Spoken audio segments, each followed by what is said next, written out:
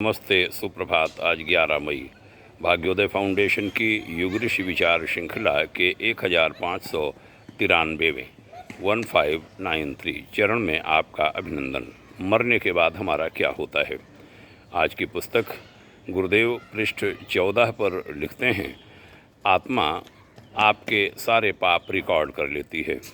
कहा था युग ऋषि वर्य ने, चोरी करते समय अंतरात्मा धिक्कारती है, पर हम उसे नहीं सुनते और चोरी कर डालते हैं।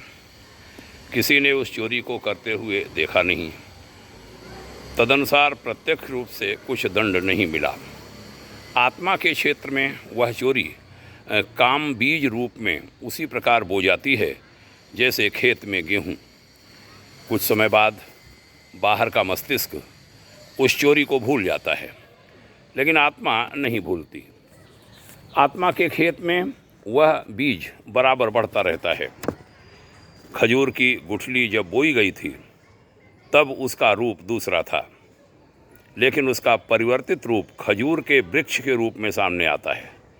वह दूसरी तरह का हो जाता है।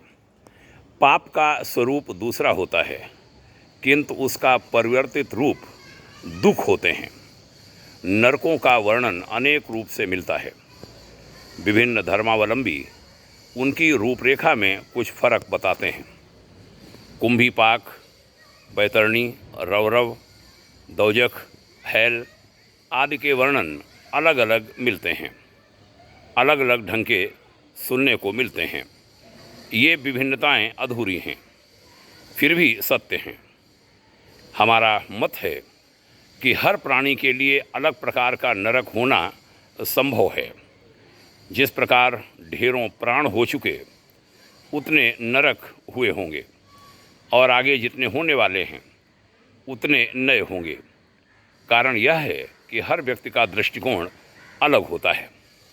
बहनों भाइयों, बड़ा सुंदर यह जो आत्मा में हमारे पाप बीज रूप में बो जाते हैं और वह बढ़ते रहते हैं, इस विषय पर बहुत सुंदर लेखांश। हम ऐसी गलती न करें, ऐसी गलतियों से बचें, यही हमारा संकल्प हो। आपके उज्जवल भविष्य की शुभकामना करता हूँ। ओम शांति।